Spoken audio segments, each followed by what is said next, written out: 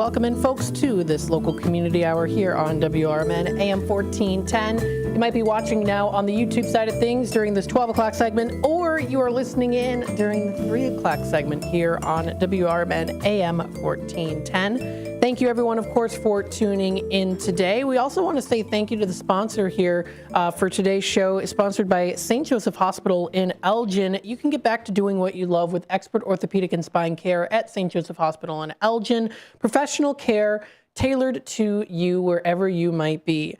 You can give them a call today at 847-931-5525 or visit their website at stjosephelgin.com to learn more and to schedule your appointment. So thank you so much to St. Joseph Hospital for being an avid and long sponsor for here on WRMN. We greatly appreciate that. Now, as we know, folks, the springtime is here and we're approaching summer, which means that the school season is going to be out pretty shortly. However, it'll be back up again and running into the fall time.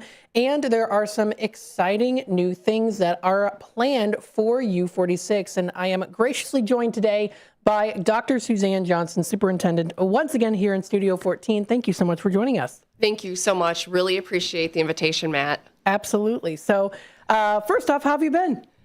You know, great, busy. It is an exciting time of year. We are wrapping up the 25-26 school year. So we have graduation in less than a month, so May 23rd.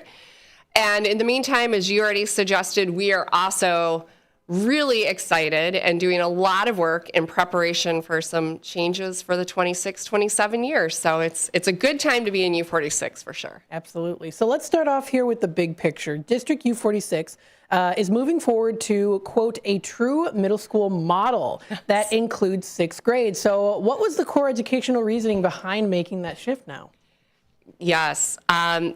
And I'm going to start with actually clarifying that this was work U-46 started over 45 years ago, believe it or not. Oh, wow. So okay. I have to send accolades and thanks to all of our previous community members, colleagues, team members who were part of middle school task forces of the past. Mm-hmm.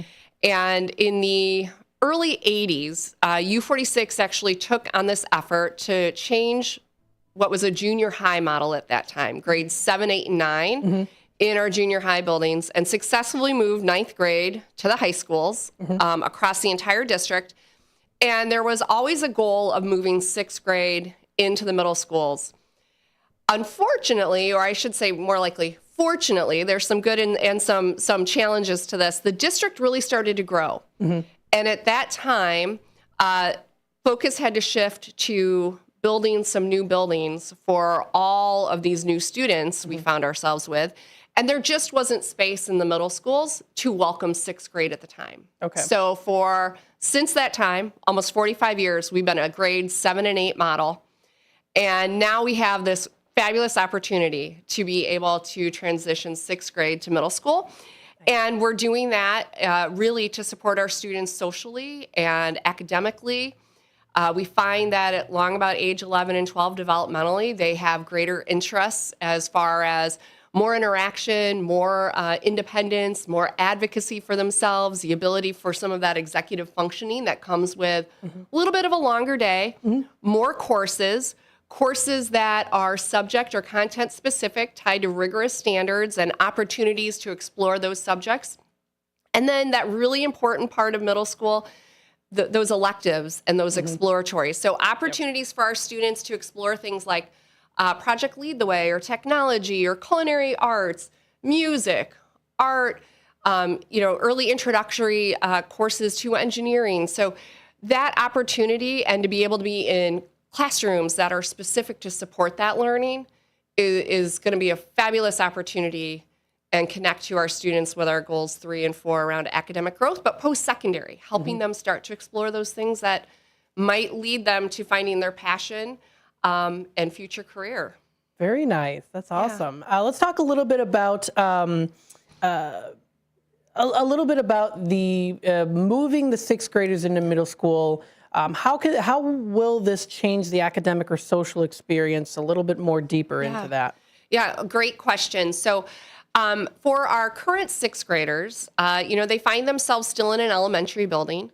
And we'll start with, that social emotional piece for our students. And certainly there are benefits. For some of our students, they've been in that building the entire time. They have likely been in classes with the same group of students for possibly 6 or up to 7 years.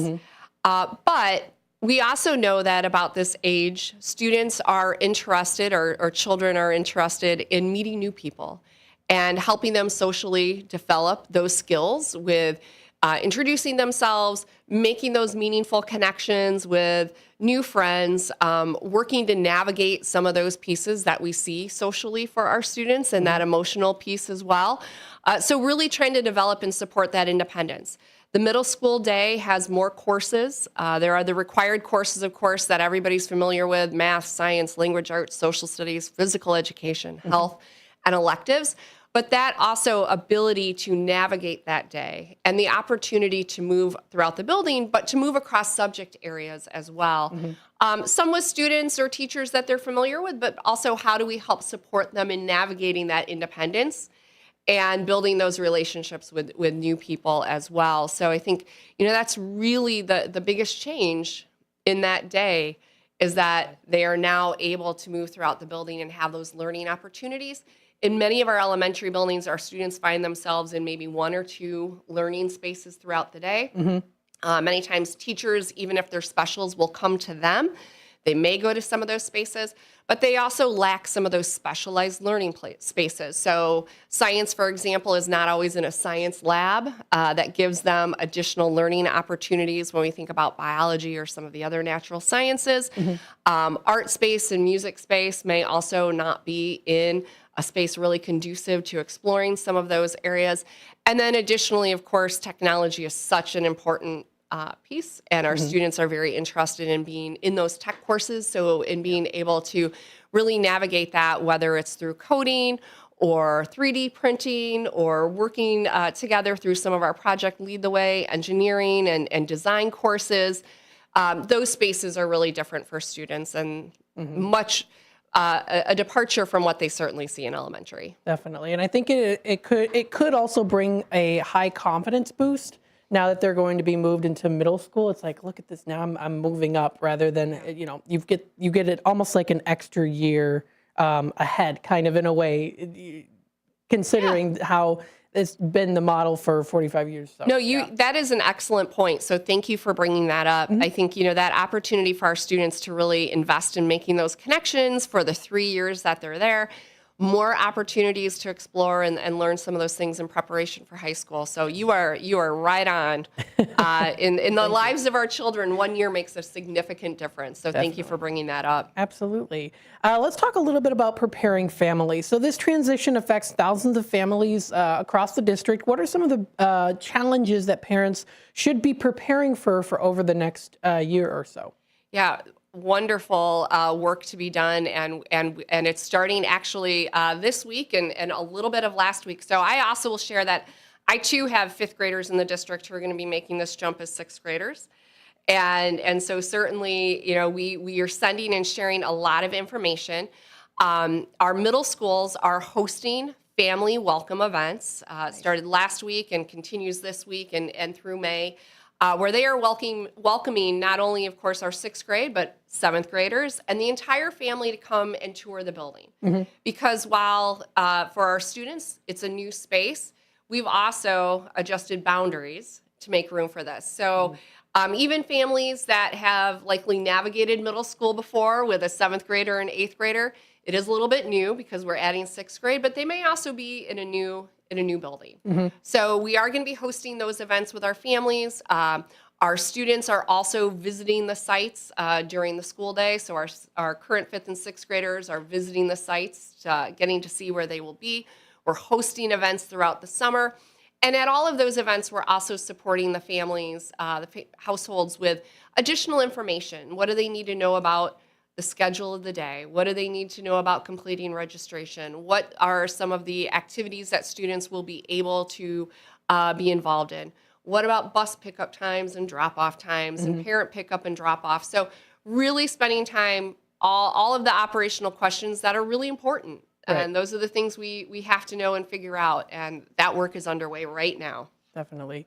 Let's talk a little bit here about the construction and the facilities, because this is also a big one too. When you're moving a grade up into a new building, there's a lot that has to go into it. So several construction and renovation projects are underway to support the transition. How are these projects? Just tell us a little bit about really the projects and how they're being implemented into the buildings or even entirely new buildings too. Yeah.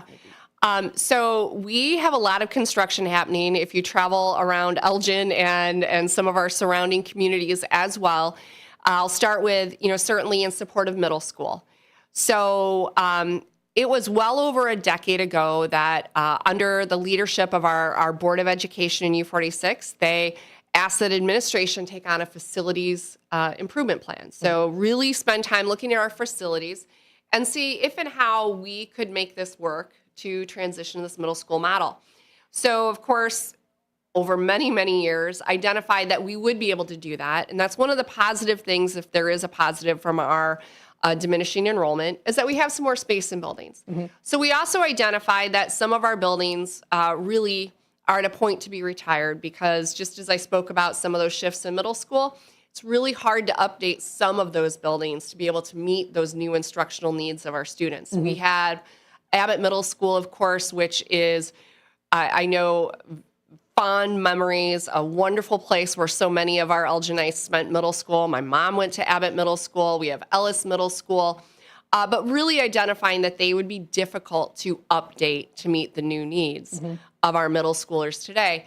So with that being said, some really exciting middle school work. We had to figure out where students on the west side would attend. And where that brought us was to make an investment in Kenyon Woods Middle School in South Elgin and also in Kimball Middle School, so on the west side. So being able to do that enlarges the footprint a little bit of those buildings so that they can welcome some more students, but also then making sure we have collaborative spaces for the students. We have science labs and media centers and the spaces for not only more, but the different levels of instruction. Kenyon Woods, of course, being a much newer building than Kimball. Right. If you drive by Kimball on McLean, you can see it looks like it's probably at least twice its size, and that's accurate. Increasing spaces for technology, for physical education, for science, for all of those exploratory places, but also adding then room for sixth grade. And I think the biggest win at Kimball, which is definitely an important piece for that social emotional, talking to anyone who attended Kimball, is that we are now going to have a cafeteria or a cafetorium that will be above ground for the first time. Nice. And so that feeling of, though, light and bright and airy, that's certainly something we've heard from our students and our households and our staff members across the district. And then our other significant change is that in Elgin on Rorson Road, we have a brand new middle school being built as well to welcome and support students on the east side of Elgin.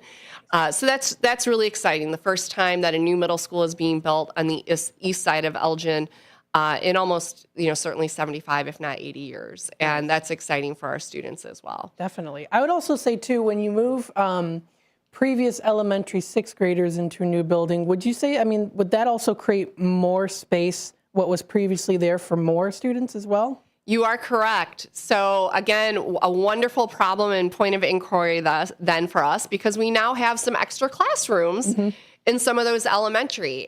And what we have heard and what we've seen, and this ties to goal number one for us, which is about early foundations for our youngest learners in social emotional skills, but literacy and numeracy as well, is how do we then increase pre-K offerings or opportunities to access pre-K classrooms? What we also heard from our community and our households is that we previously utilized a satellite program, so students might have an opportunity to be part of our pre-K, but they might have to travel a greater distance to get there. And we provide one-way transportation, households have to provide the other.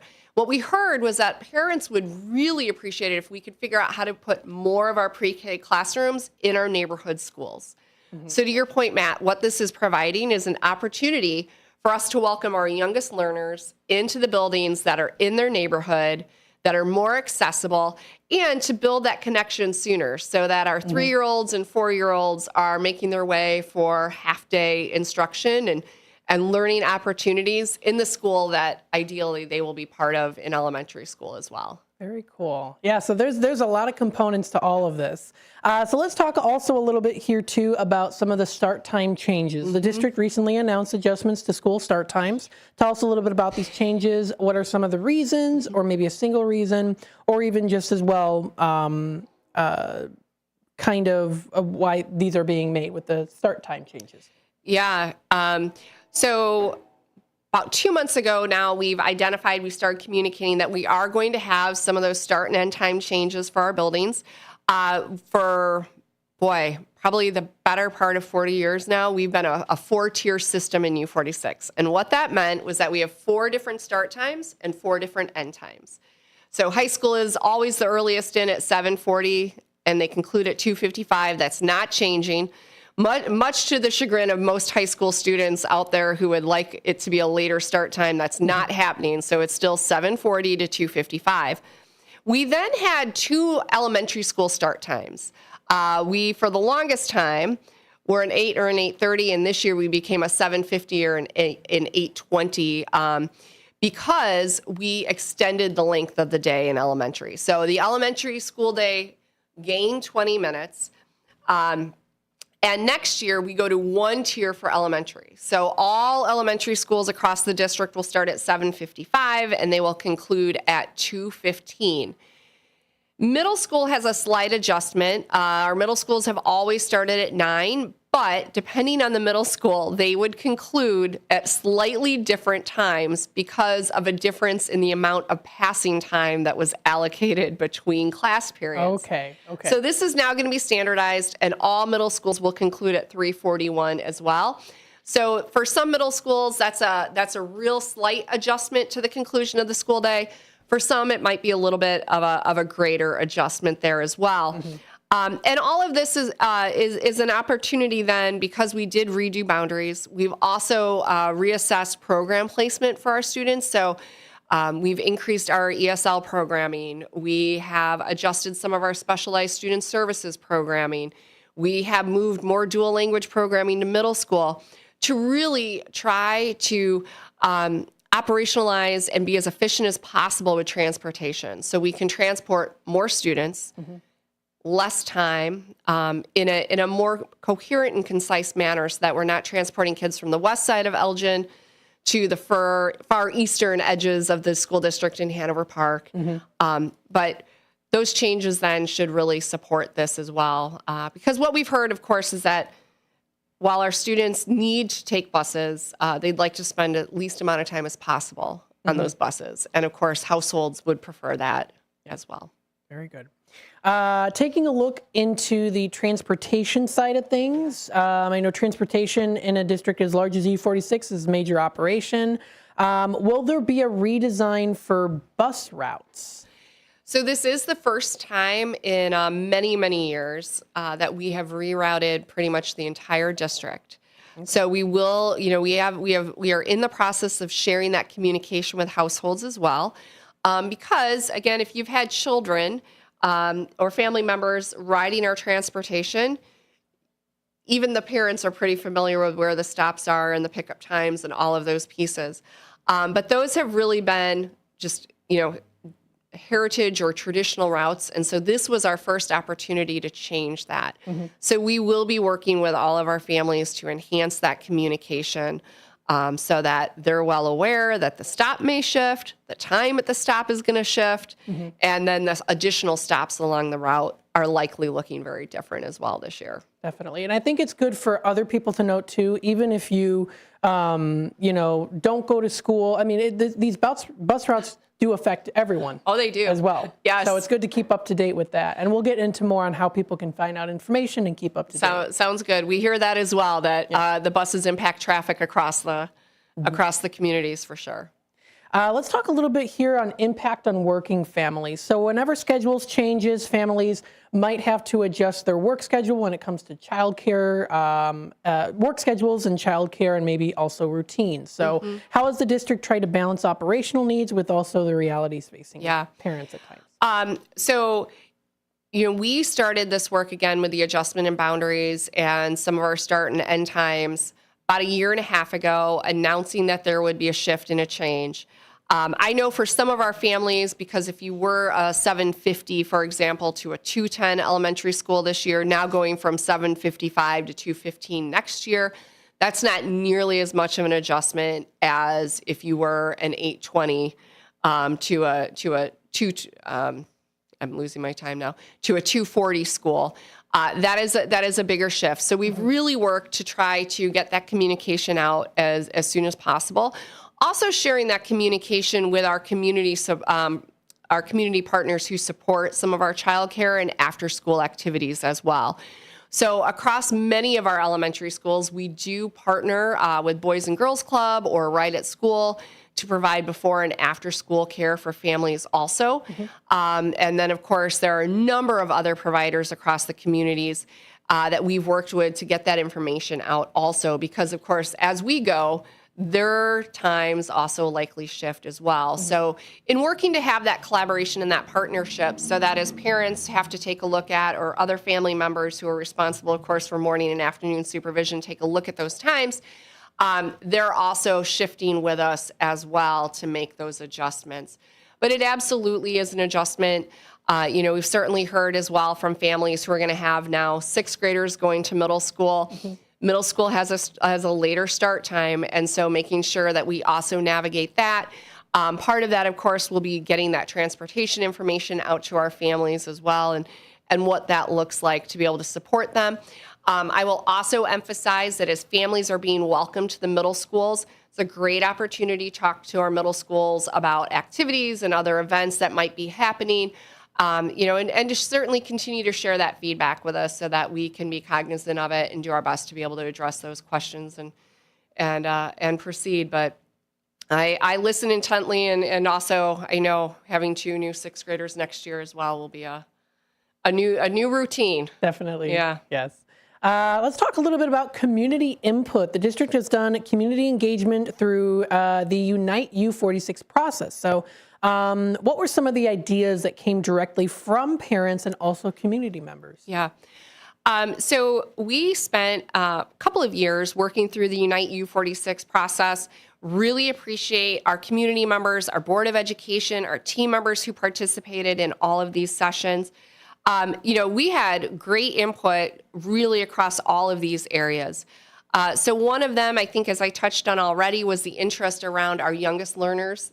So if we're really intent upon building that foundation, what can we do to make early learning more accessible for our students, which then fit well with that middle school piece around what are we going to do when sixth grade moves out of our elementaries. We can't just flip the sixth grade classrooms, but we have to kind of move the entire building to then make space for those youngest learners. And, what can that look like? So we want welcoming spaces in our elementary buildings. We want spaces that are size and age appropriate for our elementary students.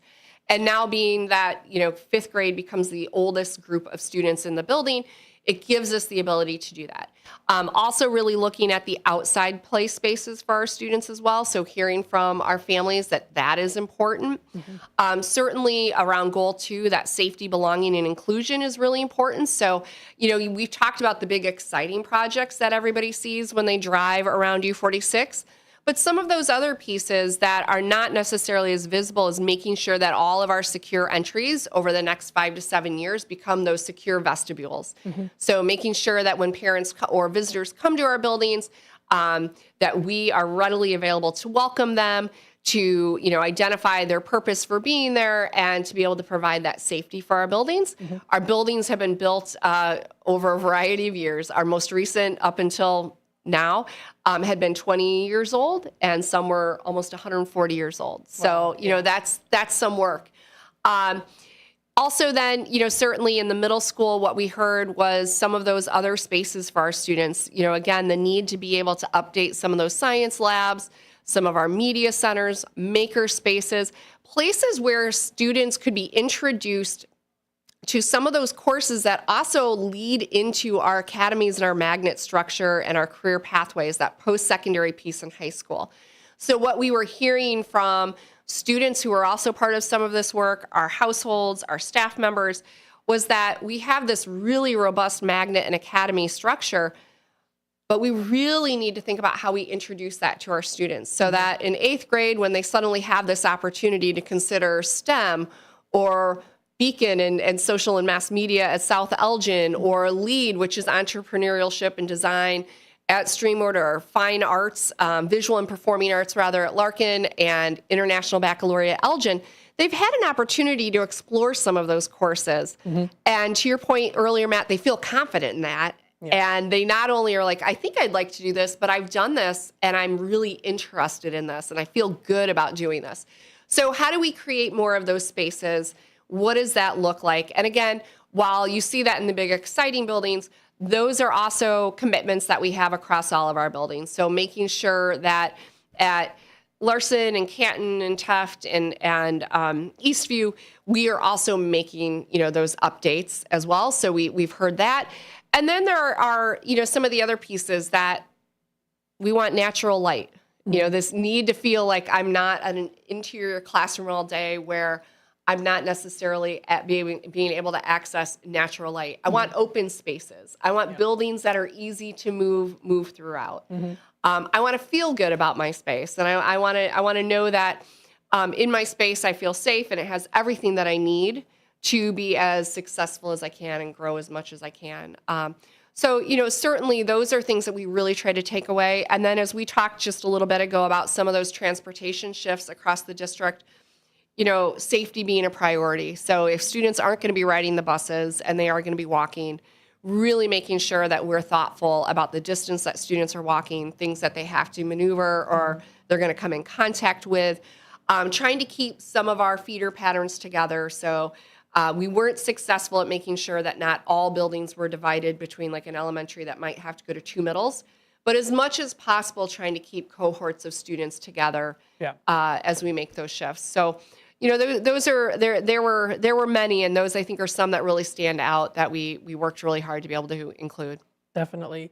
Now for the long-term vision, of course, beyond 6th graders moving into middle schools, what are some of the long-term visions for how these changes will improve learning outcomes or opportunities for students? Yeah. So I think it all comes down to that post-secondary success piece. And that is one of our, that's goal number 4 for us in our new strategic plan. And talking with our students, they want to know that they have options when they get ready to graduate from U-46. So they don't want to only have one option. So whether that's a 4-year university or a career program or the military or, a 2-year university with a plan to move, they want as many opportunities and options as possible. And we want the same thing for them. And, so certainly what we've heard again is access to that rigorous instruction and access to the learning. And what does that look like? And of course, in 2026, it looks different.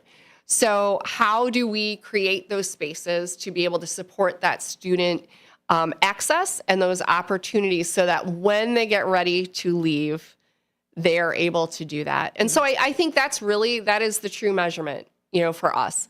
We want to look at our graduation rates. Of course, we always look at test scores. We want to look at careers. But we want our students to have that post-secondary plan. And then the other piece that the students have shared throughout all of this is that they want the ability to build those connections, not only with their peers, but also with trusted adults in buildings. And so how do we create spaces that certainly are inclusive, that are open, that allow for those interactions during class periods, but during passing periods, during a lunch period, during a exploratory times, during, whether it's performance art, after school, before school, but making sure that we have spaces that allow students to do that with, again, those staff members, those trusted adults. Definitely. Now for students going into this who might be a little bit nervous, it feels like a really big step. I know that U-46 already has great programs in place already, but tell us a little bit about, maybe what would you say to a student who might be nervous, or, what are some of the programs in place that can help people out? Absolutely. So, we've talked a little bit about the course changes and what the day looks like at middle school, but some of the other things that I think are really important for middle school that will be different and will support all of our students is the increase in the number of guidance counselors at middle school. So it wasn't too long ago that we didn't have any guidance counselors in middle school, and now we will have guidance counselors across our middle schools who, of course, are there to answer questions for students to make sure that, if they need a resource, if there's any that trusted adult, right, to be able to do some of that basic, how do I know where I'm going? What if I have a question about this? How do I access tutoring? What if I have a conflict with somebody in my class? Who do I go to? Because suddenly you have a lot more adults and a lot more people in your day. So we're really excited about the additional guidance counselors that we'll see who are there. We also have student success advocates who help with students with navigating and provide supervision across the buildings as well. Additionally, at our middle schools, our students will be teamed. So there will be, depending on the middle school and depending on the grade level, somewhere between about 120 and about 150 at the most, students in a team, which means those students will all share the same math, language arts, science, social studies teacher. And in some places as well, it might be physical education or some of those other specials or exploratory. So while suddenly that group of 25 or 26 that I used to spend all day with has become a little bit larger, I know that I'm going to see the same group of students many times throughout the day, and I have a consistent group of teachers that I'm going to see as well. And then finally in middle school, we also have what is being included, which is called an advisory period. So it is a portion of the day that is really set aside to support our students with this transition again to the middle schools, but really focused as well on that social emotional transition piece that happens, navigating conflict, meeting new friends, inviting yourself or advocating for yourself to be part of something, and learning about all that the middle school has to offer. So those are certainly some significant changes that don't exist right now across all of our middle schools and are there to support students. And then I will always advocate and encourage our students and our families to remember that our teachers, our guidance counselors, and of course our administrators, our principals and assistant principals are there to answer any questions and to be responsive to whatever the needs are. So it's really important as well that we continue to lean into our resources and our people there, because they really want this to be successful for our students. We all do. Definitely. And I have definite hopes that it will be, I think. Definitely. Oh, yeah. So very exciting there. Finally, for those who might want to learn more information, how can they retrieve this information outside of this interview? I know here at WRMN, I'll make sure to keep passing the message along as well too to folks out there to get the word out about any changes coming to U-46. I know people can subscribe to newsletters and things like that. So how can people find more information? Yeah, our website continues to be a great place to go for all of our information. So if you go to the u-46.org website, you can certainly search, there it is. You can search out so much of our information. We do also have a Unite U-46 or facilities page for that information. And so there's great information to see there. Additionally, on the U-46 YouTube channel, we post all of our Board of Education meetings. Nice. And usually early on in our Board of Education meetings, we do what are called strategic plan updates. And so if you want information about the facilities, you want information about the transition planning, those come in very early during our Board of Education meetings. So for example, last night, it was the last board meeting of the month, and we always do a facilities update. So right about probably 7:15-ish, maybe 7:30, we launch and do facilities updates. On the first board meeting of every month, we also at about the same time provide the transition update. So that's where we talk about the boundaries, the start times, transportation, what we're calling moving the U, because we're moving teachers and programs across U-46. And those are all there as well, ready to be reviewed. And then we have the archives of all of our board meetings that can be watched as well. So very good. Great places to find information. Absolutely. So folks, you can check out more information. Go to their website. That is u-46.org. You can also go to u46.org/our district. That's Unite-U46. So that's also posted on there as well. And then you can also find them on their YouTube channel, School District U-46. Dr. Johnson, thank you so much for joining us today here live in studio. We greatly appreciate it. And of course, I know the community does as well. Thank you so much, Matt. Always appreciate the opportunity to come and share our work with you. So thanks for thinking of us. Absolutely. Thank you.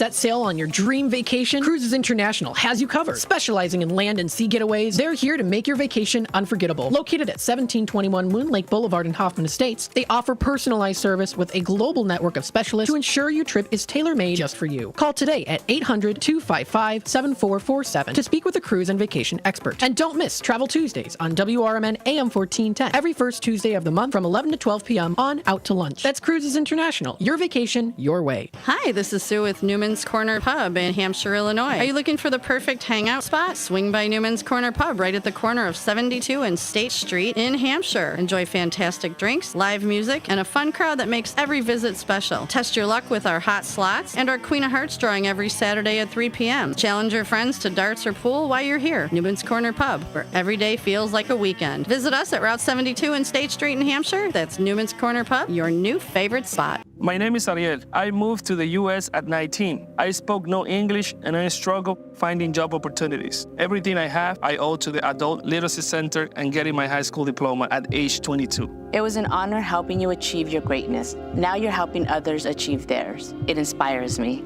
When you graduate, they graduate. Find free and supportive adult education centers near you at finishyourdiploma.org. Brought to you by Dollar General Literacy Foundation and the Ad Council. Ever tried balancing a dozen eggs in one hand while hopping on one foot? Or maybe juggling cats while riding the unicycle? Sounds ridiculous, right? But guess what? That's exactly what texting while driving is like. Your human brain only has the capacity to focus on one thing at a time. So when you're behind the wheel, give driving your undivided attention. Don't drive distracted. A message brought to you by the National Highway Traffic Safety Administration, Project Yellow Light, and the Ad Council. Most people out here think that taking care of one another is important. And most people would step up for a neighbor going through a tough time. Most people around here help out friends and family when they need it. But the funny thing is, most of us won't look for help when we need it. If you're struggling with mental health, you should know that there are resources out there that can help. And it's okay to talk about it if you need to. One place to get started with information is loveyourmindtoday.org. Loveyourmindtoday.org offers a range of guides, instructions, and insights for dealing with difficult situations or getting through a tough time. If you're struggling with mental health, get the help you need, because most people out here really care. Visit loveyourmindtoday.org. That's loveyourmindtoday.org. Brought to you by the Huntsman Mental Health Institute and the Ad Council. A loved one owns a gun, and for a while now, you've been concerned about their behavior. They're just not acting like themselves. They've been distant, they've been unpredictable, they've been lashing out. They've been saying things that make you worried they might harm themselves or friends or family. Or you're worried this loved one might hurt you. Maybe they recently threatened someone with their gun. You know something needs to be done, and you wish more than anything you could hit pause on this situation. Well, here in Illinois, you can, with a firearm restraining order. In extreme cases, this order temporarily prevents a person in crisis from having a firearm, giving them time to heal before they do something dangerous or even deadly. If you are worried about a loved one in crisis who has access to a firearm, learn more about firearm restraining orders at illinois.gov/pause to heal. A public service announcement brought to you by the Illinois Department of Public Health, Brady, and the Ad Council.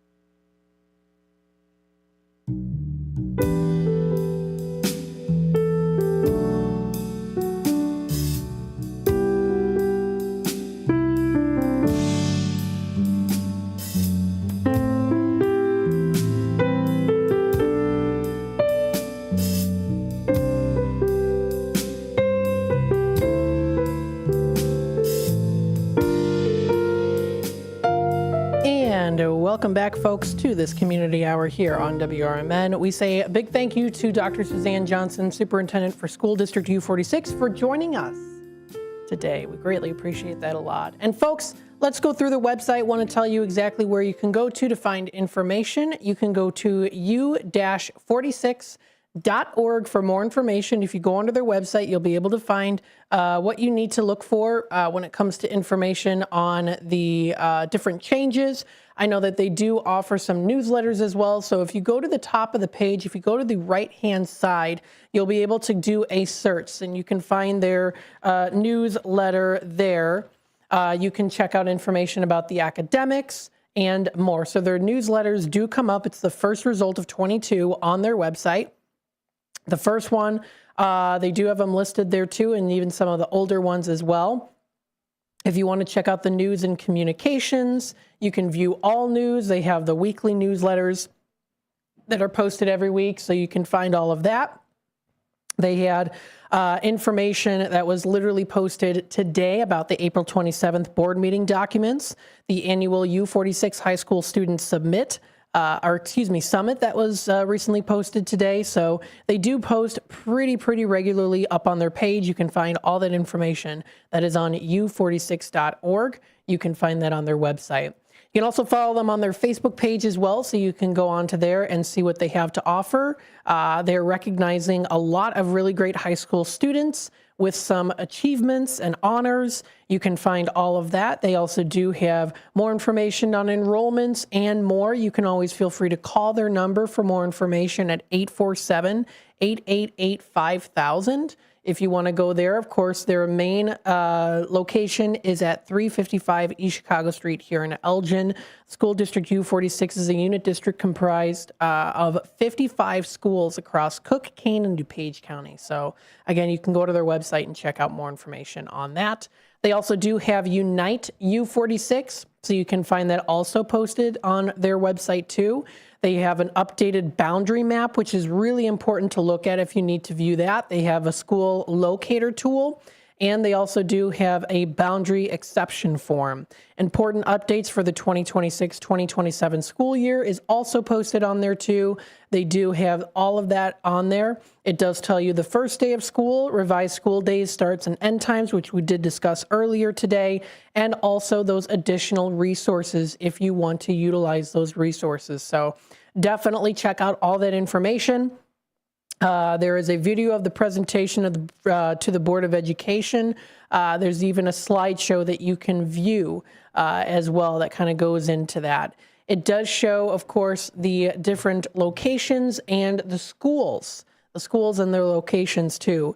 Tells a little bit of information on student registration from 2026 to 2027, updated on summer moving as well on the dates, transportation routing progress as well too. So that's all been posted on there. If you want to take a look at that, that is all on this slideshow here.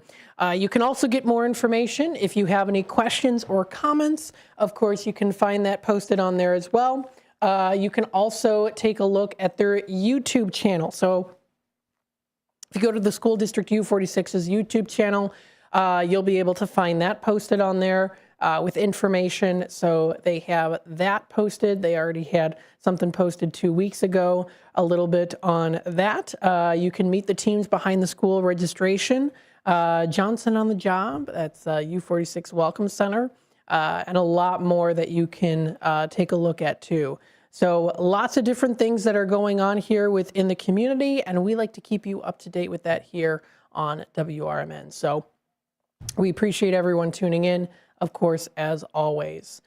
So that is the School District U-46. And again, you can get those updates on Unite U-46, as that is their news section on their website that you can find. So it does tell information and links on bond proposals and building snapshots too. So if you're in need of looking at that, that is also posted on there too. So for example, they even have, if you go to, I'll even showcase it here. If you're on the YouTube side of things, we'll get this posted and it'll be playing during the 3 o'clock segment. But they do have their building snapshots, which is basically a way to view their floor plan. So for example, Abbott Middle School, you click on it and it'll show you the actual floor plan of the Abbott Middle School. Now, this is great to look at, especially if you are new to going to the school. If you are, signing up and you're getting into middle school, you're transferring schools, this is a really great map to look at because it's going to showcase all of the buildings and all of the rooms that are featured in the school, where the cafeteria is located, where's the science lab, the gym and fitness. So, for example, maybe you have a child who is maybe has a disability and they need to use a wheelchair. these maps are going to help you to accommodate on knowing where things are located. And of course, the superintendents and the U-46 district will help you in helping with that as well too, in navigating. You can feel free to take tours of the schools and more. So it's a great way to be a part of the community and of course, ensuring great education for our future leaders out there. I want to thank everyone for tuning in today. Thank you everyone for joining us today here on WRMN, Voice of the Valley, Talk of the Town. Don't forget, of course, that you can also check out our website at WRMN1410.com. Local talk, live sports, Fox River Valley Radio all day. So you can also go there too and check that out. This does wrap it up here for this local community hour. We hope you all have a spectacular rest of your day.